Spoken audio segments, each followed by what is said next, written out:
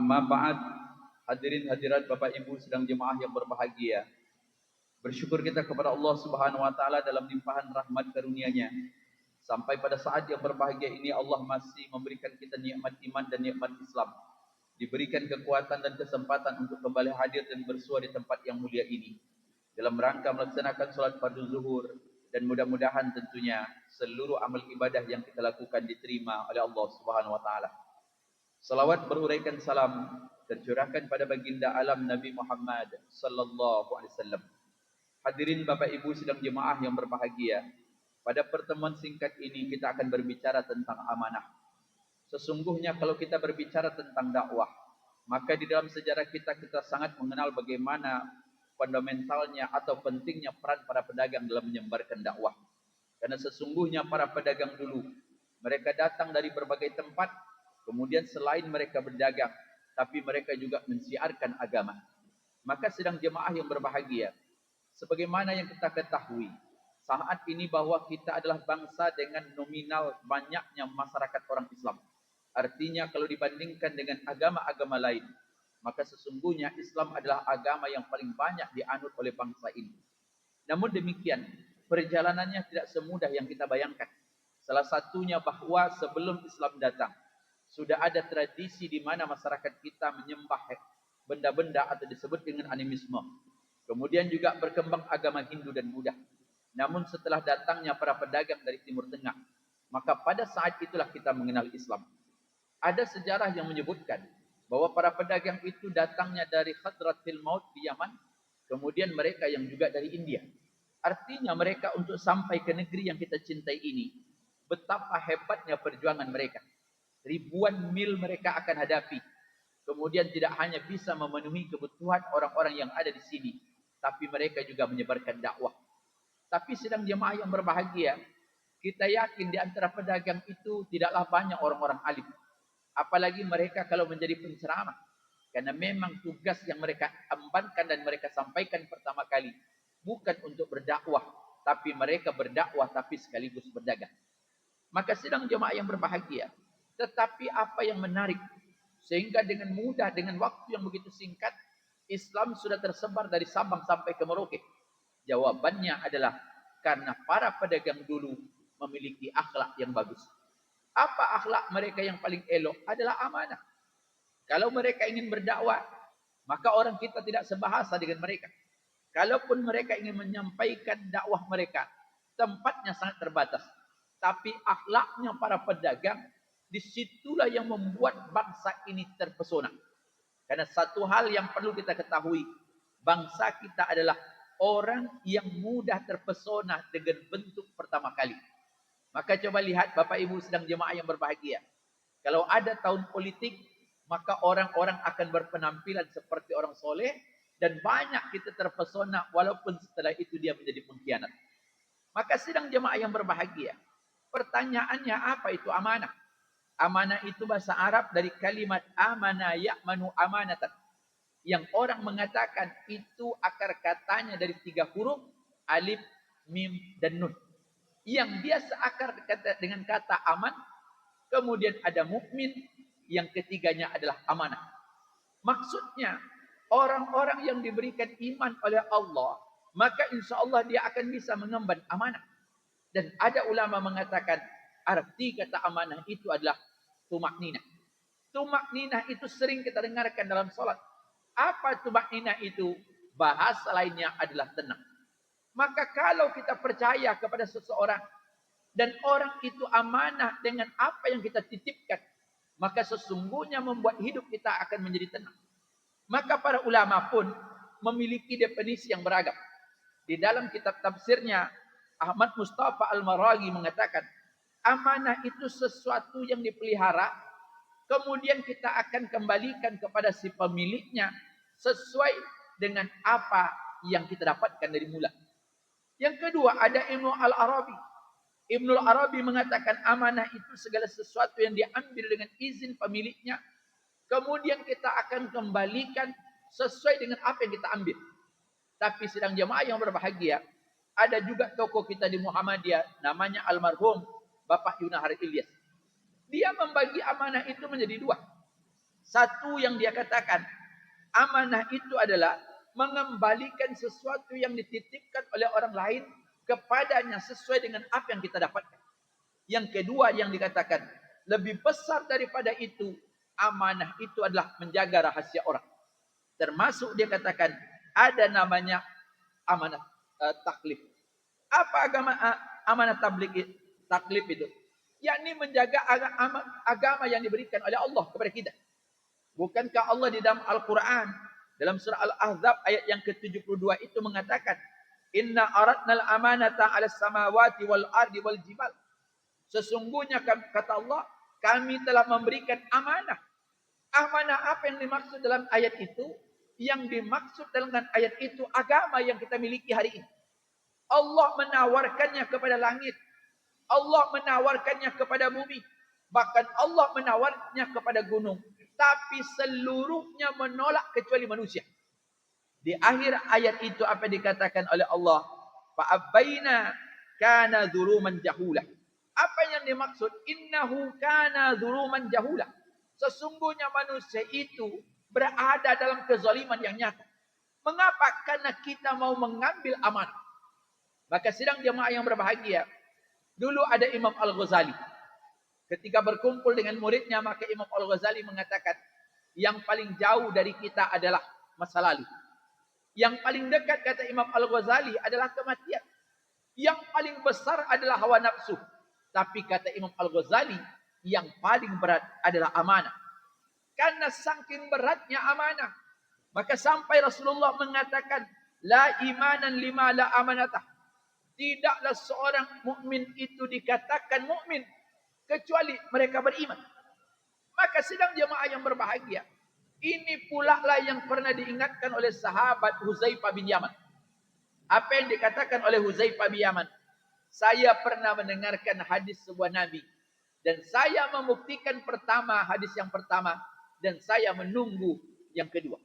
Apa yang dikatakan? Pertama kata Rasulullah, amanah itu diturunkan pertama kali oleh Allah ke dalam hati manusia, ke dalam jantung manusia, ke dalam kalbu manusia. Kemudian Allah menurunkan Al-Quran, dan Al-Quran itu tempat kita belajar bagaimana menjalankan amanah. Kemudian dikirimkannya Rasul, dan kita bisa mencontoh. Tapi apa yang dia katakan? Tapi satu saat amanah itu akan hilang. Maka disitulah dia mengatakan, yang pertama kali diangkat oleh Allah dari manusia adalah amanah. Sampai-sampai nanti kita akan sulit menemukan mana di antara kita yang amanah. Sidang jemaah yang berbahagia, apa yang disampaikan oleh Huzaifah? Dia mengatakan, tidaklah seseorang itu nanti tidur. Begitu dia tidur, amanah itu terangkat separuh. Kemudian dia tidur lagi. Maka amanah itu terangkat sehingga yang tersisa adalah bekasnya. Maka kata dia, maka nanti akhirnya orang itu akan hilang darinya amanah. Sebagaimana kalian menyepak bola api. Yang begitu bola api disepak, maka kaki kita akan menjadi bengkak. Waktu bengkak itu kita merasakan kesakitan. Tapi setelah itu, tidak lama dia akan hilang dan kita pun melupakan. Maka sidang jemaah yang berbahagia, inilah yang terjadi hari ini. Apa yang diungkapkan oleh Huzaifah? Nanti kalian akan bertemu dengan banyak orang. Di kabilah-kabilah, kelompok-kelompok yang mereka begitu banyak sampai-sampai dia katakan, tapi walaupun jumlah mereka banyak akan sulit kita untuk menemukan orang yang amanah. Sampai sidang jemaah yang berbahagia, satu ketika Huzaifah mengatakan, ada masanya saya tidak lagi sanggup atau tidak lagi memikirkan dengan siapa saya membeli. Saya beli kepada orang Islam, maka saya berharap ia dijaga oleh agama ini. Saya membeli kepada orang Yahudi dan Nasrani, saya meminta perlindungan kepada negara. Apa yang dikatakan? Nanti akan banyak pedagang. Tapi maaf yang dia katakan, yang jujur itu hanya sedikit. Ini kembali kepada kita sidang jemaah yang berbahagia.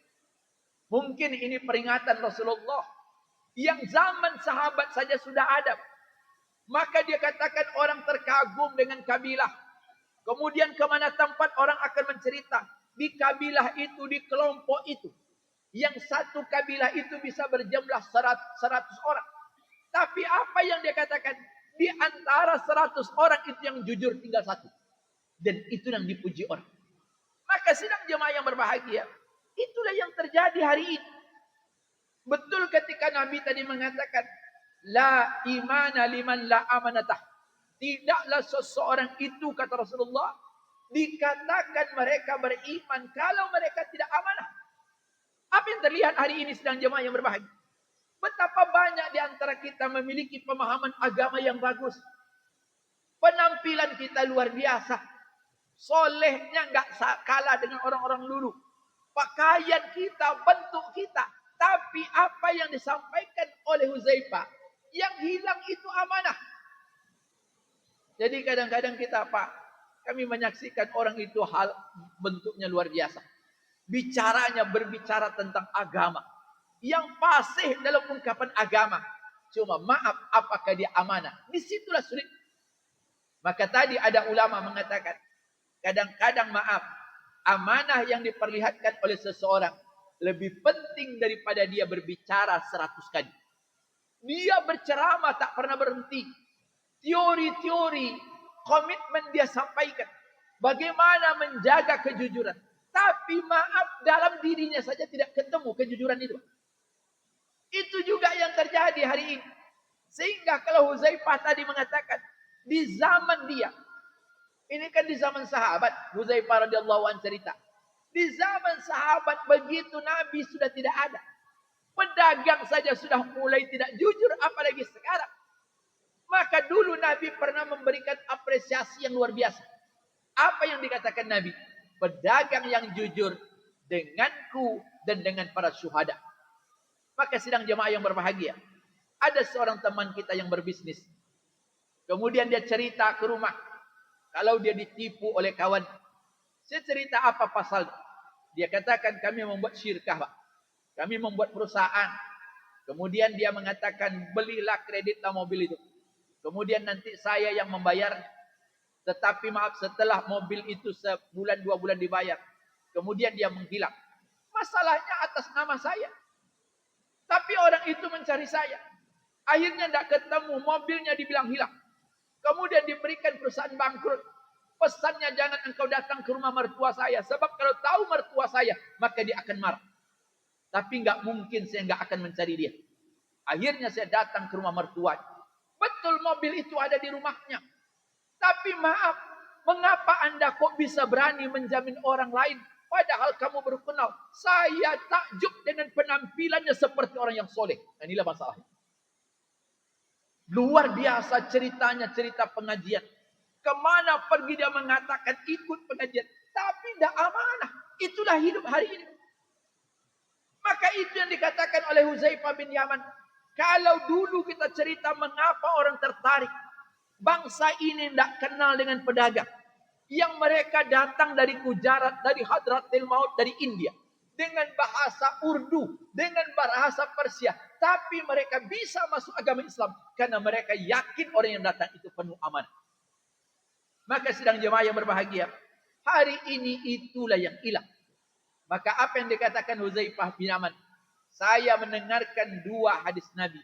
Yang satunya saya buktikan dan saya sudah menyaksikannya. Saya menunggu yang satu lagi. Sidang jemaah yang berbahagia. Para ulama kita ada mengatakan ada beberapa bentuk amanah. Satu, amanah tentunya menunaikan hak Allah. Sebagaimana yang disampaikan tadi dalam ayat Al-Quran. Bahwa Allah memberikan amanah itu kepada kita setelah ditawarkan kepada langit dan bumi. Nah, amanah itu adalah beribadah kepadanya. Karena sesuai dengan konsep Al-Quran itu. Wa ma khalaqtul jinna wal insa illa liya'budun. Tidaklah aku menciptakan jin dan manusia, kata Allah. Melainkan mereka beribadah kepada. Ketika orang bertanya ibadah apa? Ibadah itu ismun, sebutan. Untuk segala perbuatan yang disukai oleh Allah dan Allah ridho terhadapnya. Apapun termasuk bapak ibu yang berdagang. Berdagang dengan jujur. Dikasih amanah kita jalankan. Maka sesungguhnya itu termasuk ibadah. Walaupun para ulama kita membaginya. Ada ibadah mahdhah dan ada ghairul mahdhah. Yang kedua, amanah berupa nikmat. Allah memberikan nikmat. Seluruh nikmat itu luar biasa. Tapi ada nikmat yang tidak mungkin didapatkan orang ketika Allah memberikan nikmat iman dan Islam. Diberikan kita rezeki, diberikan kita sehat, diberikan kita kesempatan untuk hidup. Mari kita jaga. Yang ketiga yang dikatakan, yang tidak kalah penting, iman menunaikan hak sesama manusia. Sidang jamaah yang berbahagia, Nabi dulu pernah mengatakan, atadruna mal muflis. Tahu tidak kalian orang yang bangkrut? Rupanya apa yang dikatakan manusia? Man la dirham walal mata. Yang bangkrut itu ya Rasulullah, orang yang enggak punya uang. Kemudian mereka tak punya harta. Kata Nabi, bukan. Yang bangkrut itu orang nanti pada hari kiamat. Dia memiliki amal soleh. Dia memiliki pahala puasa. Dia memiliki pahala solat. Dia memiliki pahala sedekah. Tapi maaf kezalimannya terhadap orang lain. Tak kalah banyak dari apa yang dilakukan. Sampai-sampai orang yang pernah menzalimi itu menuntutnya. Dan ketika amalnya diberikan kepada orang yang dizalimi, tapi dosanya masih ada. Itulah orang-orang bangkrut. Maka sedang jemaah yang berbahagia, mari kita nikmati apa yang disampaikan oleh Huzaifah ini. Sebuah catatan ketika Rasulullah mengatakan, awwalu ma yarfa'u minan nasi al-amanah. Yang pertama kali yang akan diangkat oleh Allah dari hati manusia itu adalah amanah. Maka kalau kita melihat hari ini ada pengkhianatan, ada di antara kita yang mungkin ketidakjujuran, bisa jadi apa yang dikatakan Huzaifah. Itulah di antara tanda-tanda hari kiamat, di mana amanah itu sudah mulai langkah untuk dijalankan.